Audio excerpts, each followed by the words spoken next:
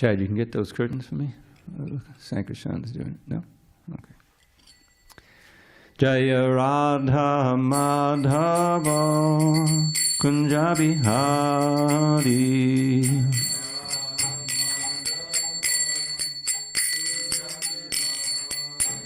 Jaya Radha Madhava Kunja Bihari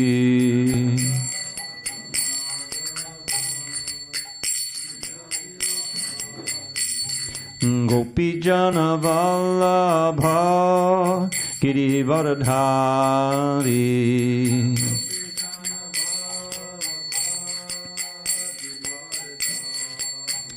Jaya Gopi Jana Vallabha Girivardhari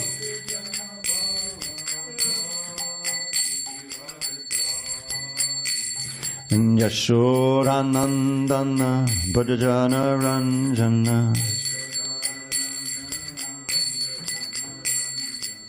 Yashodanandana Bhajana Ranjana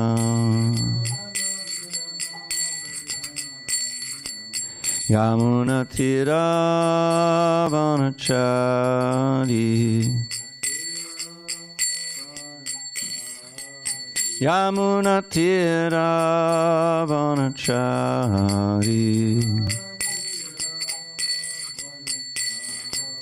Jaya Radha Madhava Kunja Bihari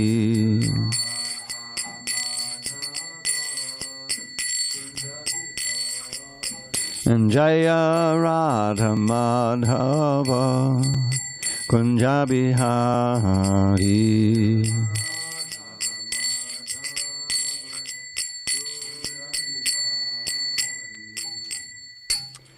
Jaya Om Vishnupad Paramahansa Parivajikacharya Ashtotir Sri Srimad's Divine Grace Srila A.C. Bhakti Vedanta Swami Prabhupada Ki Jai ISKCON BBT Founder Acharya Srila Prabhupada Ki Jai Jai Om Vishnupad Paramahansa Parivajikacharya Ashtotir Sri Srimad His Divine Grace Srila Bhakti Siddhanta Saraswati Thakur Ki Jai Ananta Koti Vaishnavinda Ki Jai Namacharya Srila Haridas Thakur Ki Jai Srimad Bhagavatam Ki Jai Grantaraj Srimad Bhagavatam Ki Jai Samaveda Bhaktavinda Ki Jai All glories to the assembled devotees All glories to the assembled devotees All glories to the assembled devotees.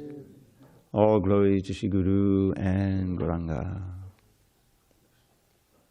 Okay. What's the number there? What's the number of the verse? 18. Oh, okay, thanks. Just confirming. All right, sorry, I forgot my...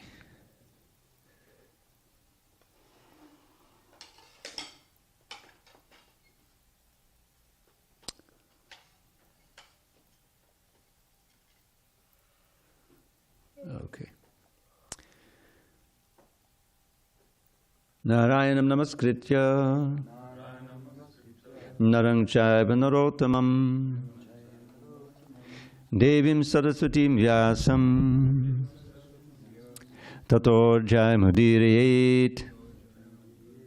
Before reciting the Srimad Bhagavatam, which is our very means of conquest, we should offer our respectful obeisances unto Lord Narayan, the Supreme Personality of Godhead, unto Narayan Rishi, the supremest human being, unto Mother Saraswati, the goddess of learning, unto Srila Vyasadeva, the author, and unto Srila Prabhupada, the translator, commentator, and our spiritual master. Nashtaprayesha Bhadreshu Nityam Bhagavata Sevaya Bhagavatyuttama Shloke Bhakti Bhavati Naishtiki. By regular attendance in classes on Srimad Bhagavatam and by rendering devotional service to the pure devotee, all that is inauspicious within the heart is destroyed almost to nil, and loving devotion to the Supreme Lord, who is glorified in transcendental songs, is established as an irrevocable fact. Om Namo Bhagavate Vasudevaya. Om Namo Bhagavate Vasudevaya. Om Namo Bhagavate Vasudevaya.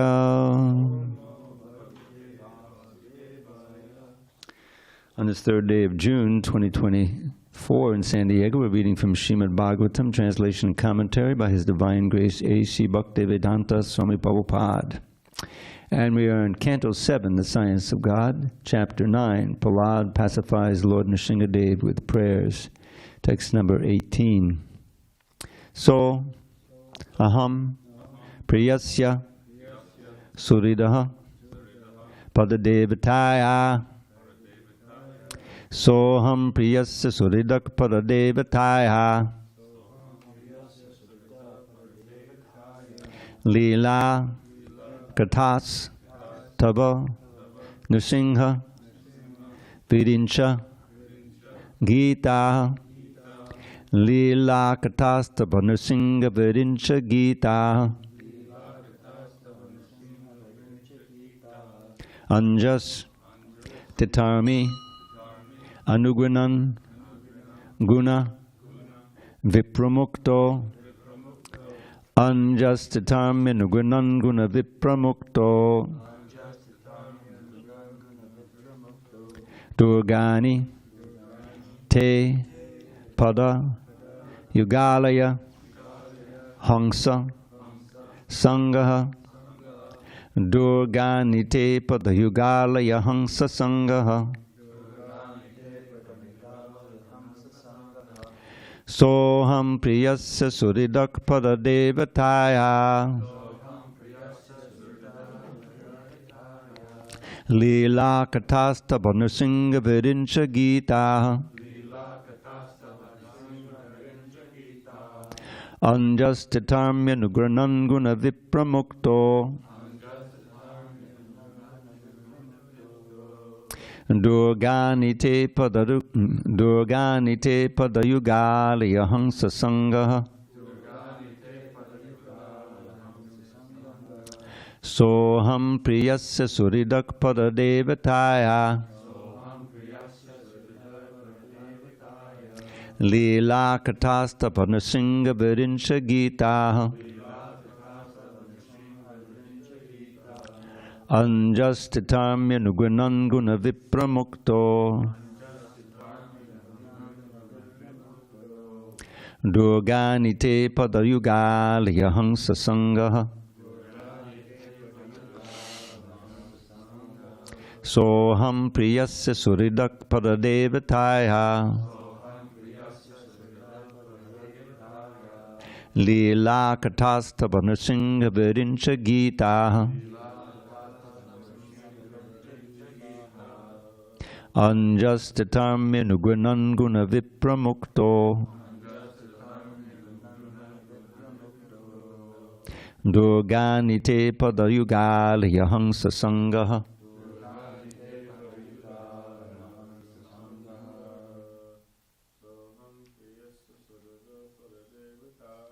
Soham priyasya suridak padadevataya.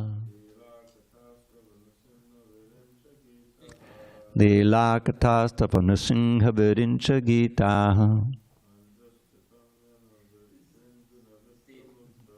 Anjas titarmya nugunan guna vipramukto. Durgani te padayugalaya hangsa sangaha.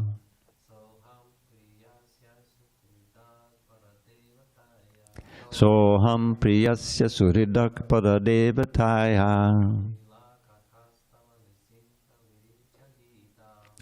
Lakathasta nrsimha virincha gita.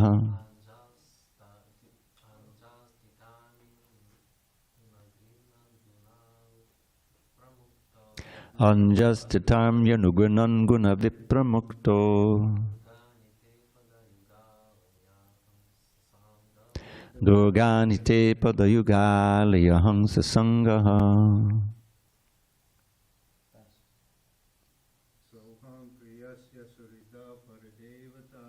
Soham priyasya suridak padadevataya.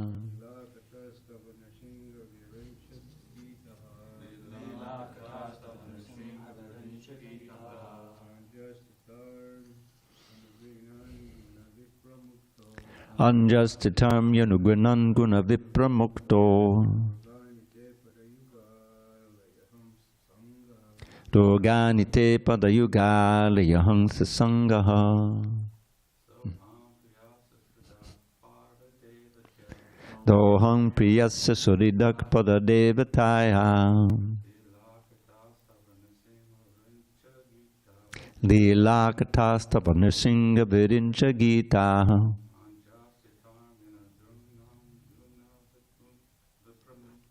Anjastitam yanugunan guna vipramukto.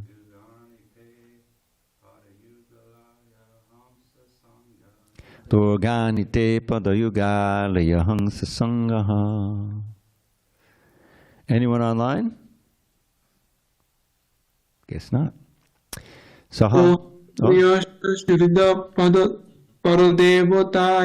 Soham priyasya suridak paradevataya. Lila kathastava nrsimha virincha gita. Lila katastava nrsimha virincha gita. Anjastitirmi anugunan guna vipramukta.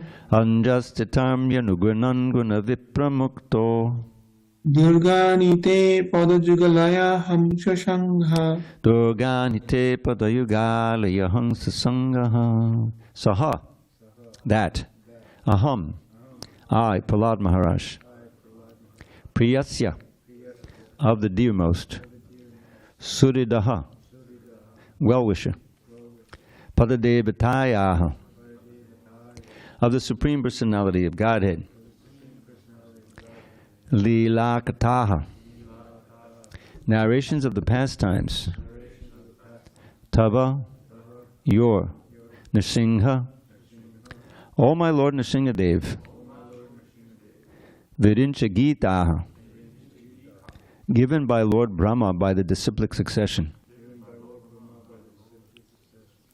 Anjaha, easily. Tatarmi, I shall cross. Anugrinan, constantly describing. Guna, by the modes of material nature. Vipramuktaha, specifically being uncontaminated. Durgani, all miserable conditions of life. Te, of you. Padayuga alaya, fully absorbed in meditation on the lotus feet. Hangsasangaha, having the association of the Hangsas or liberated persons who have no connection with material activities. Translation. O my Lord Nrsingadev, by engaging in your transcendental loving service in the association of devotees who are liberated souls or Hangsas, I shall become completely uncontaminated by the association of the three modes of material nature, and be able to chant the glories of your Lordship, who are so dear to me. I shall chant your glories following exactly in the footsteps of Lord Brahma and his disciplic succession. In this way, I shall undoubtedly be able to cross the ocean of nescience responsibly. O my Lord Nrsingadev, by engaging in your transcendental loving service in the association of devotees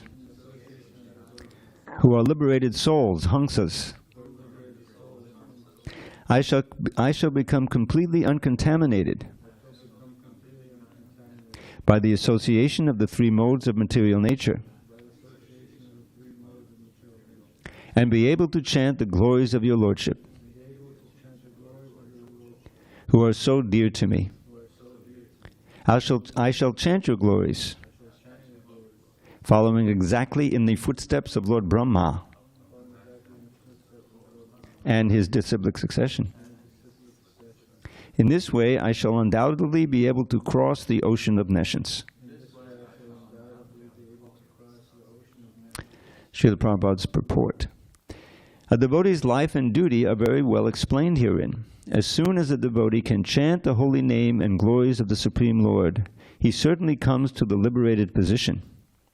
Attachment for glorifying the Lord by hearing and chanting the holy name and activities of the Lord Shravanam Kirtanam Vishnu, certainly brings one to the position where material contamination is absent. One should chant the bona fide songs received from the disciplic succession. In the Bhagavad Gita, it is said that the chanting is powerful when one follows a disciplic succession.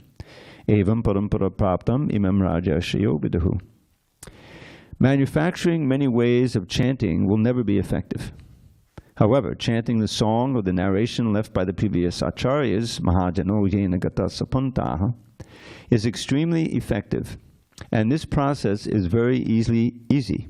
Therefore, in this verse, Prahlad Maharaj uses the word anjaha, or easily. Accepting the thoughts of exalted authorities through disciplic succession is certainly much easier than the method of mental speculation by which one tries to invent some means to understand the absolute truth. The best process is to accept the instructions of the previous acharyas and follow them. Then God realization and self-realization become extremely easy. By following this easy method, one is liberated from the contamination of the material modes of nature, and thus one can certainly cross the ocean of nescience in which there are many miserable conditions. By following in the footsteps of the great acharyas, one associates with the hamsas or paramahamsas, those who are completely freed from material contamination. Indeed, by following the instructions of the acharyas, one is always freed from all material contamination, and thus one's life becomes successful, for one reaches the goal of life. The material world is miserable, regardless of one's standard of life. Of this there's no doubt. Attempts to mitigate the miseries of material existence by material methods will never be successful. One must take to Krishna consciousness to become really happy. Otherwise, happiness is impossible. One may say that becoming advanced in spiritual life also involves tapasya, voluntary acceptance of some inconvenience.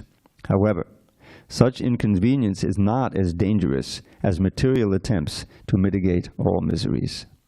Om jnana timarandasya jnanandana shalakaya chakshur unmilitam mena tasmai shri gurave namaha. I was born in the darkest of ignorance, but my spiritual master, Srila Prabhupada, opened my eyes with the torchlight of knowledge. I offer my humble obeisance unto him and all members of Shri Parampara, the disciplic succession. So, as usual, Shri Prahlad is teaching us how to pray. This is a very illuminating verse, and it also refers to the previous verse, how to counteract the miseries of this material world.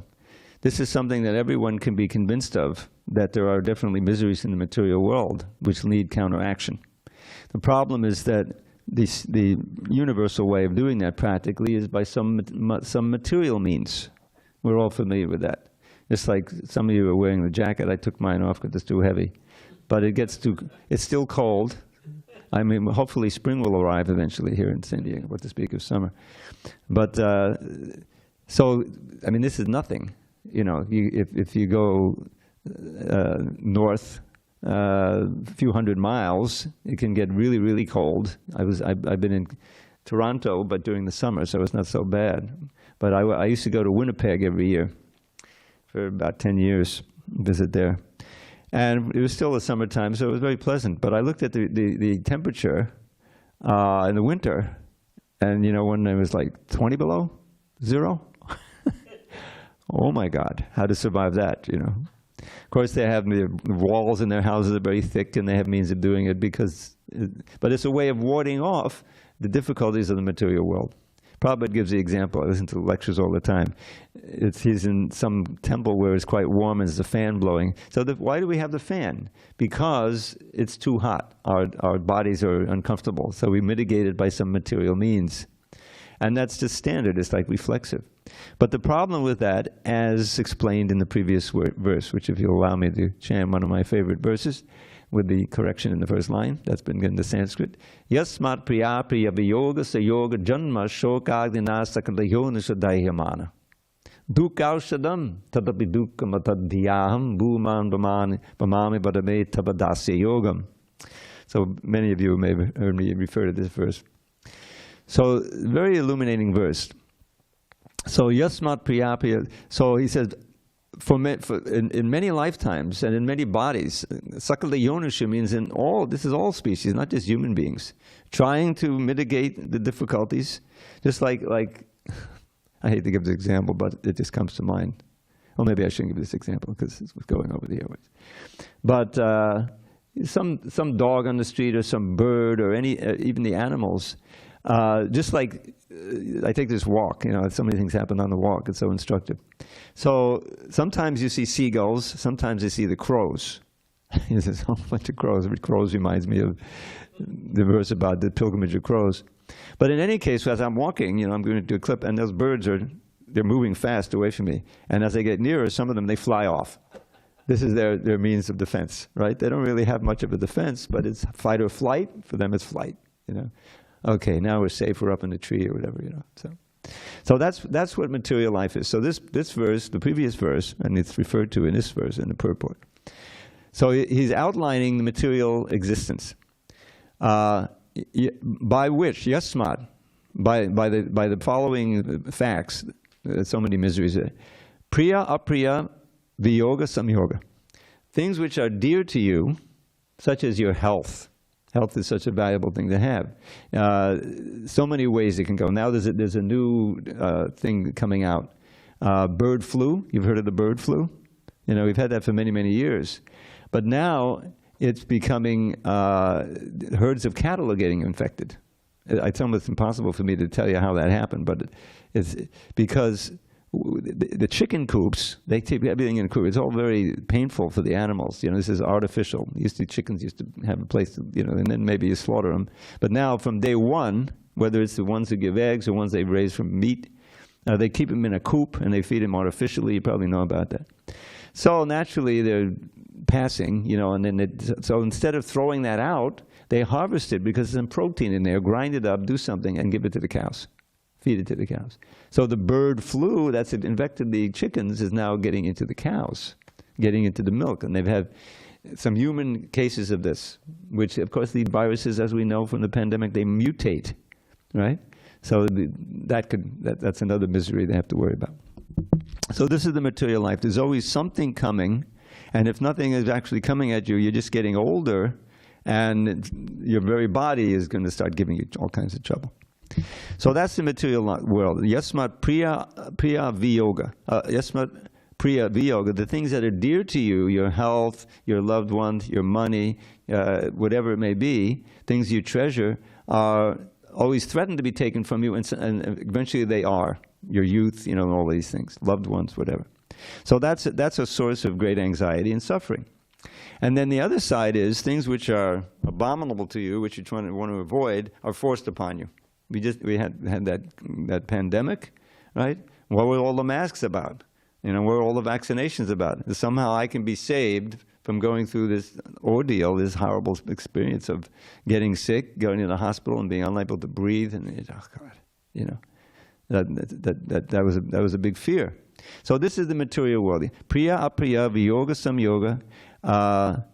Yasmat priya priya yoga yoga janma, it's given birth to shoka agnina. Who can guess what that shoka agnina is? You know what shoka is? Lamentation. And what's agnina? Ignition. It's fire, right? Same word in English.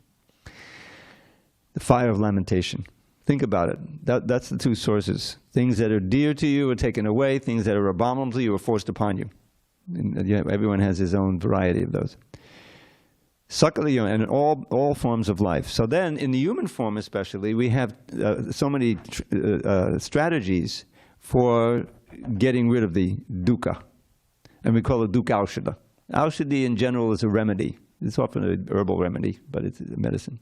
So dukkha aushadham. Okay, who could, the air conditioning in the summer, the heaters in the winter, a million different vaccinations and all these different things to try to ward off the miseries, right?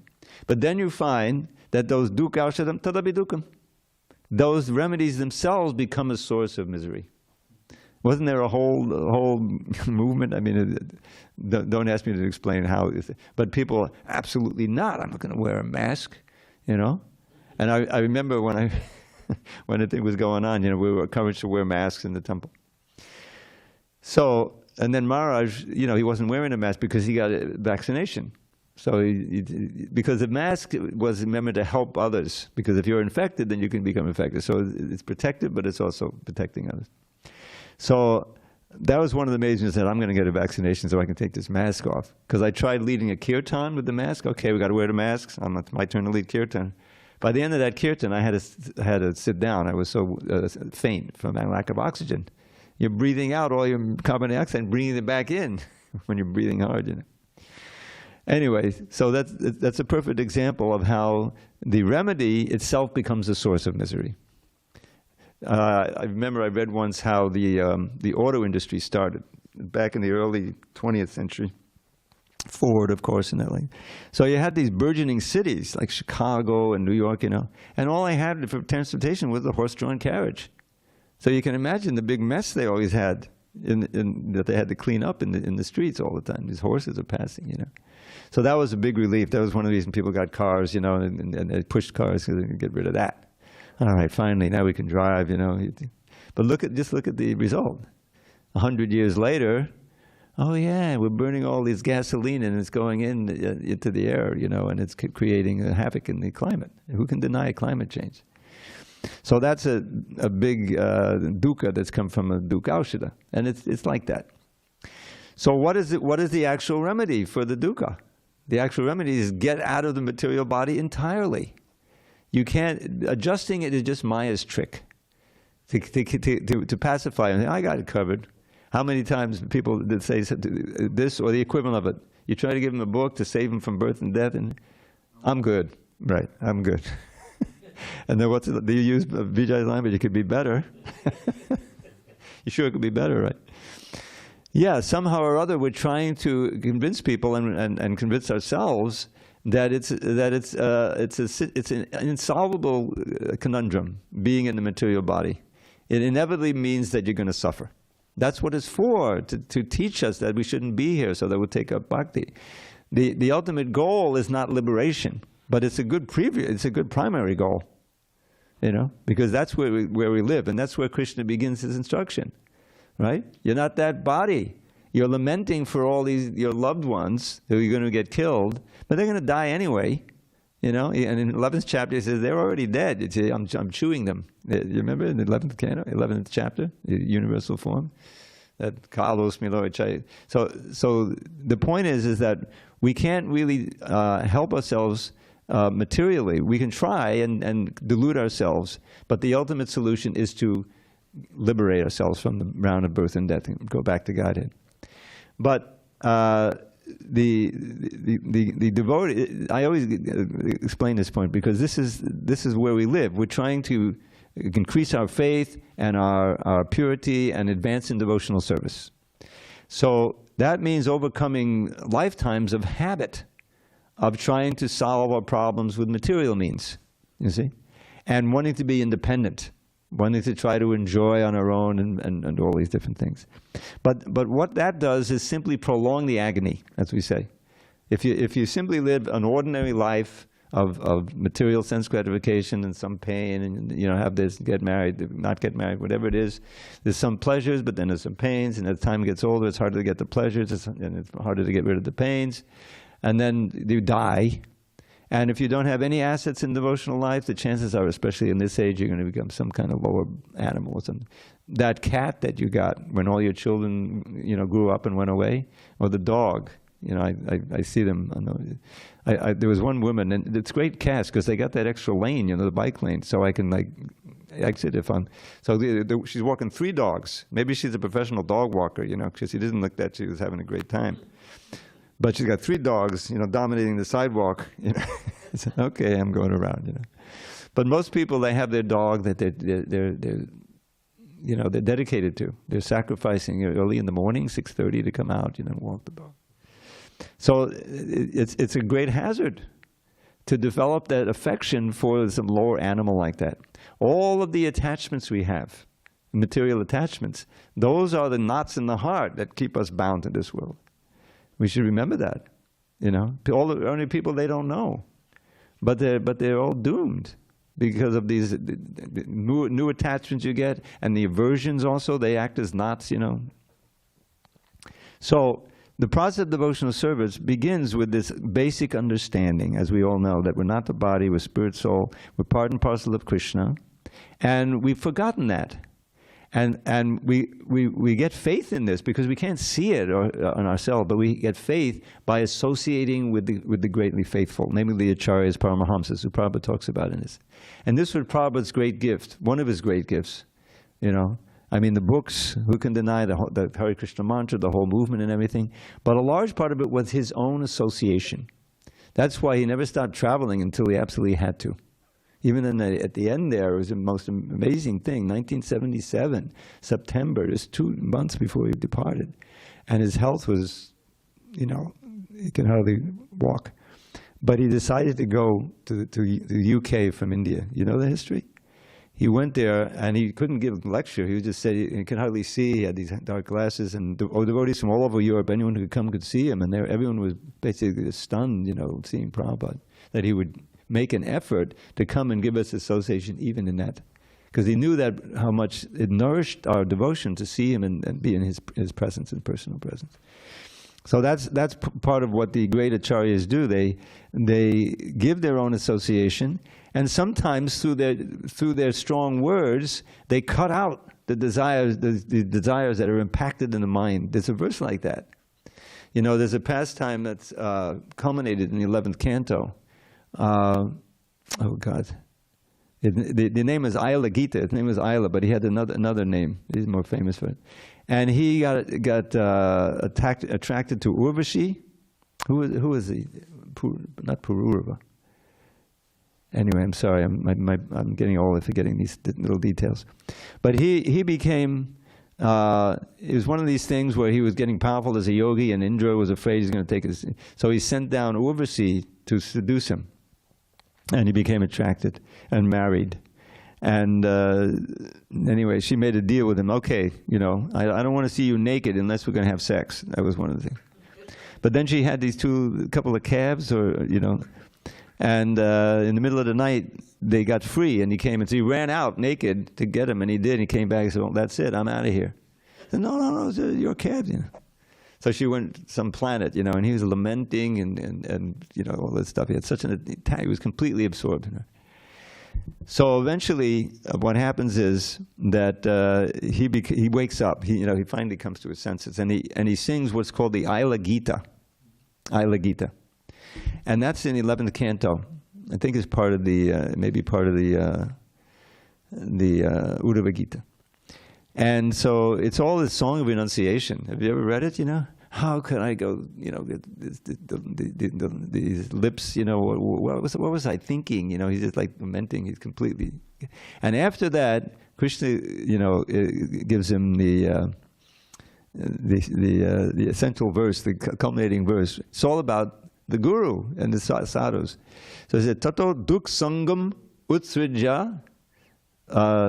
Satsu sajjeta buddhiman santa evasya chindandi mano vyasaga muktabi. Is anyone familiar with this verse? It's very important. So what he's saying is that, therefore, in conclusion, duk sangam, bad association. Bad association is association with non-devotees, with anything that distracts you or attracts you and distracts you away from Krishna consciousness. So duk sangam utsrijya, throw that association far away. And satsu sajjeta buddhiman, those who are intelligent associate with the satsu, the saints. And what's the result? Santa evasya chindanti manovyasangam muti. Manovyasangam means very strongly impacted desires in the mind. Sex desire and a million other different things. So by their strong words, the great devotees can cut out chindanti, these strongly impacted desires in our heart. And this is exactly what the Bhagavad Gita is. What's the first words that Krishna speaks when he's acting as a guru? Asoshanam vashoshatstram pragyavaram sabhashase gatasum nanashud. You're speaking learned words, but you're talking about what is not worthy of grief. You're lamenting for what is not worthy of grief. The wise, the pundits, lament neither for the living nor the dead. You see, and so and it goes on from there with a whole lesson on the soul. 20, I think it's 20 verses. And that's where in the Jayate Miyate Bachakadacha. Now, why is it so important? Because if Arjuna understands that they're not really dying, they're actually getting promoted because they're dying in the front of Krishna. All the millions of soldiers are going to die, especially those who are dear to him. Then he'll be responsible for Bhishma and Dronacharya, of course. So, but then there's many others, a whole list of other relatives he has and friends on the other side, what to speak of his own side. So yes, it's going to be traumatic in that sense. But on the higher understanding, nobody is dying. They're just changing their bodies, and they're getting promoted. And most importantly, it's what Krishna wants, because it will reestablish Dharma in this world in the person of Yudhishthira and 5 Pandavas and everything. So from the higher, and it's very dramatic, because he has to give up his own very, deep attraction and attachment for those who he loves, basically, for the higher purpose of serving Krishna's overall purpose, because this is what he wants. So that's what Krishna consciousness means. And we find ultimately that if we're able to nourish our faith through service and through hearing, and this mostly means reading Prabhupada's books, especially amongst devotees, and discussing them, this is what Prabhupada wanted, then what's the result? Well, this is the famous verse. This is the teachings of Kapila Dev in his Sadhu Sangashtaka. At the beginning, when he teaches his mother, Devahuti, this is practically the first lesson. It's 8 verses about the importance of associating with sadhus, sadhu sangha. And the crown jewel of the verse, the most important of those 8 verses is, we should know this one, Satam prasangan mama virya sambido bhavandirit kana rasayana kata tadjoshanat ashu apavarga vartmani shraddha ratir bhakti anukramishati. This is practically the whole meaning of the Krishna consciousness movement. Why is it a society? Why did Prabhupada want these classes, all of that? And wrote the books. So, Satam Prasangan, I always point out, because I did several seminars on these verses, I have a slideshow and everything. So, Satam, that's the devotees. Prasanga, not just Sangha, but Prasanga. What is Prasanga in this context? At the beginning of the Sadhu Sangha, it means strong attachment. Because Sangha can mean attachment or association. Because they're related. As you associate, their attachments grow, you see. So, Satam Prasangan, meaningful, strong association with devotees, with the saints, the Paramahamsas. What's going to be the result? First thing, Mama Virya Sambido. You're going to hear conversation, or you're going to hear recitation of my glories. This is Kapila Dev speaking as the Supreme Personality of Godhead. Mama Virya Sambido. Virya is power, it's very strong, his very effective pastimes. Bhavanti, Ritkana Rasayana Kata. And that association, that hearing, especially if you're really attracted to hear and you're ardent to hearing, Bhavanti, it produces Ritkana Rasayana. It's like a life-giving elixir, Rasayana, for the heart and for the ear, and for the consciousness. Ritkana Rasayana Kata. That kata. And further, here's the further effects. Tadjo Shanad, applying this system, which in the next verse says the easiest form of yoga. Does everyone realize we're practicing that form of yoga right now? Is it so difficult? Yeah. It's not like practicing all alone years again. No, it's much easier than that.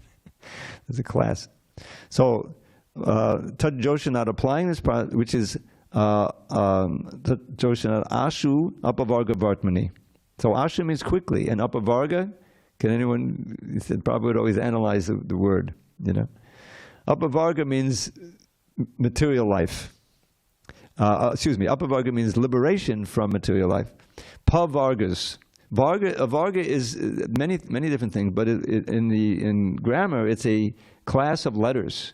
You see, the whole alphabet is broken up into different kinds of letters according to how it's pronounced. So the pa vargas begins with the letter pa. These are the labials. You don't need any voice. It's just the you don't need the tongue. Just the lips. Pa, pa. Ph is a different letter. Pa, pa, ba, and ma. There's 5 of them. So each one stands for a different misery in material life. Pa is parishrama, working very hard, to the point of the pH is painila, that's foam. You're practically foaming at the mouth.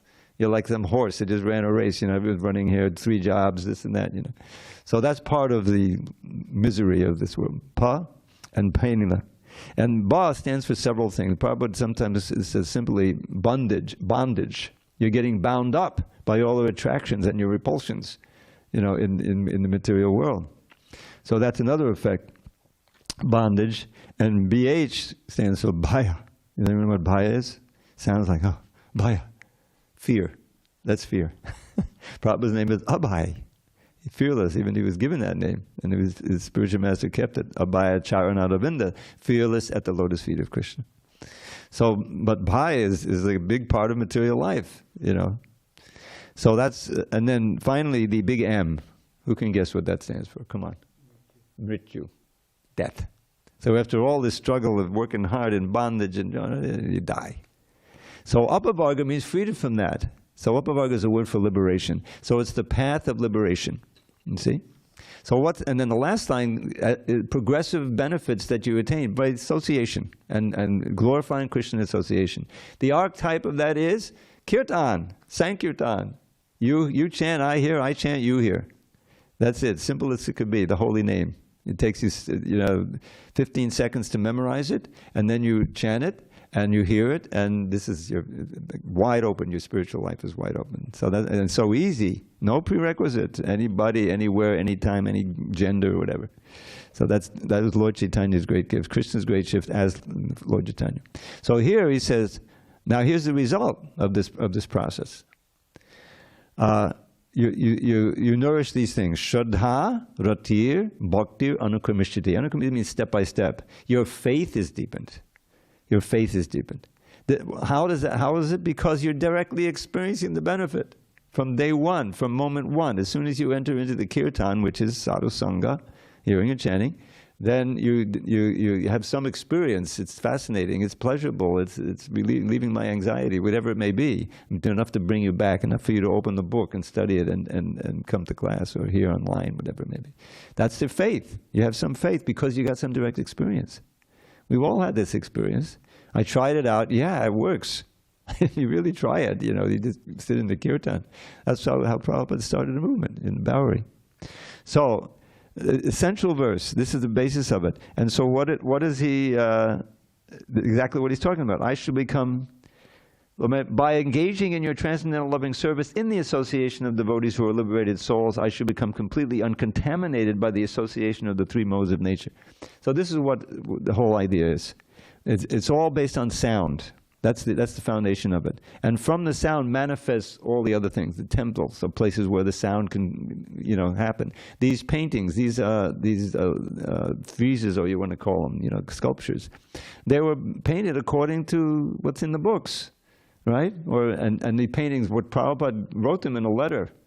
Here, you should look like this. Krishna could look like this. So it all starts with the sound, and it manifests in a way that you can perceive it with your ears and with your eyes and your all the senses. So that's what real devotees pray for, and that's what Prahlad is teaching us how to pray for, is the association. I'll just give you one more shloka, and then we can have questions. Dhruva Maharaj, there's kind of a natural relation, between Dhruva and Prahlad. They're both little children, and they both, were great, great, great devotees. So Dhruva, he showed by his life this evolution from a totally material motive. But Narada Muni, who's so skilled, right, at giving everyone he encounters just what they need in order to advance in devotional service, whether it's the sons of Kuvera who got cursed, but then got the association, then went back to Godhead. Or it's Dhruva, who got mantras for getting that kingdom, but they infused with the holy name, Om Namo Bhagavate Vasudevaya, right? And he's doing rudimentary deity worship, meditation, and became purified. And Prahlad, who was already purified, so they're all the disciples of Narada Muni. And the point is that it's a universal process, and we are part of it.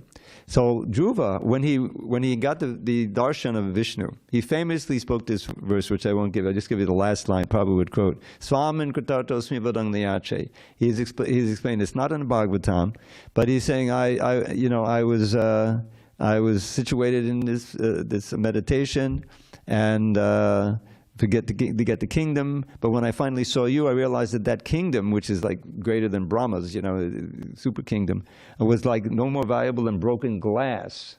I have the divine jewel of your darshan now, and I don't want anything else. So his desire evolved from material to spiritual. That's the whole point, and that's true for all of us. But then the prayer in the Bhagavatam that I want to emphasize, because it's exactly along the lines of this flood. One of his prayers when he saw the Vishnu. This one stuck in my mind. Bhakti moho pavahatam tvahime prasango. There's that word prasanga again. Same word that Kapila used. Bhuyadananda mahatam amalashayanam nyenanda slobanam aruvisanam bhavabdim neshe bhavadguna katamrata panamata. So my dear Lord, he's not praying for the kingdom, he's praying for, let me have the association of your great devotees, for whom the flow of katha about you is always going in their association, just like a river. It's flowing very strongly. Tvayame prasanga, the same word, a very strong association. Bhuyam ananta, O endless, O unlimited Lord. Mahatam, the Mahatmas, Bhuyam ananta Mahatam, Amalashayanam, whose hearts are completely pure. Because then Yena, by that association, I will easily cross over this ocean of birth and death, which is full of blazing fire-like dangers. I'll never forget that phrase. Ulbanam, he's giving it as it is. How will I easily cross over? Neshe bhavad gunaka tamata panamatta. Because I'm becoming mad to drink the nectar of katha about you. When he first entered, he was mad, angry that he was insulted, and he was mad to get the kingdom, right? He's determined. He's Dhruva. That's what Dhruva means. But now he's given that up. Now he's really eager to get that association so he can drink in that eternal nectar. And so that's what we should become. And then, like Lord Chaitanya's teaching, to chant the holy name. And you get free of the fire of birth and death. That's the first line. Cheto dapanam bhavamahada vagnanir vapanam. Oh, I got liberation. What else do I need? But you go on with the Shikshastika and you come to the point, nadanam nasundan. And I don't want even liberation. All I want is service to your lotus feet. Because that's where all the nectar is flowing. If you're serving Krishna's lotus feet, that means meeting with devotees, hearing and chanting and becoming absorbed. So Prahlad's prayers are a very rich source of instruction here. And that's what that's basically the purport of what Prabhupada is giving us here. And he insists, he's emphasizing that hearing and chanting has to be done of those things that are given to us that are authorized. Of course, the Hare Krishna mantra. But we have to hear it from devotees. I remember I was interviewed for a book. This is, 15 years ago. Satyaraj put it out. Kirtan Yoga. You remember that book? I was in that book. And there was all of these kirtaniyas, And I told about, chanting these shlokas and everything like that. But some of the people in there were not devotees. I'm not going to name any names and pollute the atmosphere. But, one guy was saying, I'm not a devotee of Krishna. But he's chanting Hare Krishna, in a very, he became famous because he's a good musician, and he became popular. That is like milk touched by the lips of a serpent. It tastes the same, but it's poisonous because it doesn't have the heart. The essential thing isn't there. Better to hear, a little child who's simply chanting out of, joy, little joy, than to hear that, So we have to be careful who we hear from and who we follow. And we have such a wealth given by Srila Prabhupada and his followers. So many nice books. And Giriraj Swami was told to write by Prabhupada. You should write. That should be your main service. And that's what he's doing now. He's writing these wonderful books. So all of that is available, and it's really it's a flood of nectar when you taste it like that. And the result, I'll just end with this, at the very end in the 12th canto, we find in the 13th chapter, almost at the end of the book, another ashtaka I discovered. This the Krishna Katashtaka. And spoken by Shukadev. And it ends with this verse which Bhakti Siddhanta Maharaj would quote in his book. There's one chapter, the verses he would quote, and this is one of them. Avismati Krishna Badada Vindayo Chinotya Badhani Chashantanoti Sattvasya Shuddhim Padamata Bhaktim Jnanancha Vijnana Vairagya Yuktam. The result of all of this hearing and chanting is constant remembrance of Krishna. I had to fix that.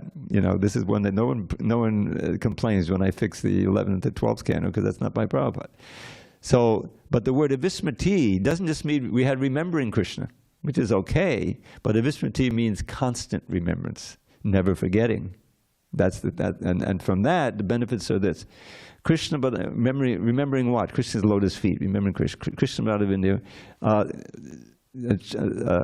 Avisma Krishna Badada Vindayo Chinotya Badhani. Everything inauspicious in your life, these abhadras, remember that's way back in the 2nd chapter, are destroyed. Chinotya Badhani Shantanoti. What is Sham? You know the way it's Shankara, a name for Shiva. He who brings good fortune. Sham is welfare. Shankara.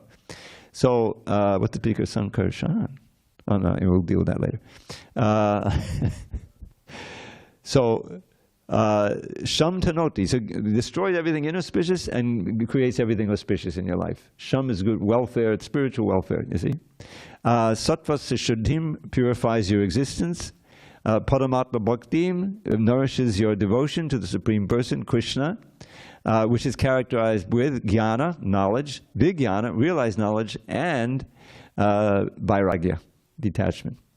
So that's a very nice verse describing the result of the whole process, and that starts with the glories of hearing and chanting. So that's our life and soul. We should cultivate it. And if you want to know how to chant all these far out verses, contact me and I'll show you. It's the most beautiful language. And there's so much we have that's truly transcendental. Just because it's in Sanskrit doesn't mean it's transcendental. But what we have, since it's given by the acharyas, is all nourishing. All right. Sorry, I may have gone a little over time. Any comments, questions, locally or remotely? Vijay Krishna has been boycotting my classes for months now.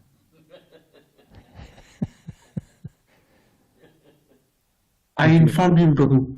Hare Krishna. Haribol? I informed Vijay Krishna Prabhu not to boycott. Okay. I understand. Okay. Something that he's not on these days, Vijay Krishna. Yeah. Go ahead. Thank you, Dravida Prabhu. It's interesting because, I ask people in books, have you heard of stress? Have you heard of suffering? Have you heard of misery?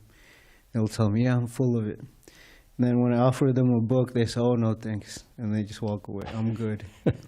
So it's interesting how they know they're full of misery in their life, but they still don't want to, explore what we have. I think part of the problem is they've been cheated so much, so many promises of this and that, some scam on the online, and so they're wary, but there's enough, I guess, out there, since the scores are so big, that enough people take. Anyone else? Okay, thanks for your attention. All glories to Srila Prabhupada. Hari Hari Bol. Now I'm going to give another class tonight, so that's 3 in a row. Last week was 4 in a row because I gave Sunday morning class, Sunday evening class. I'll be glad when Vijayamani gets back because it also includes a lot of kirtans.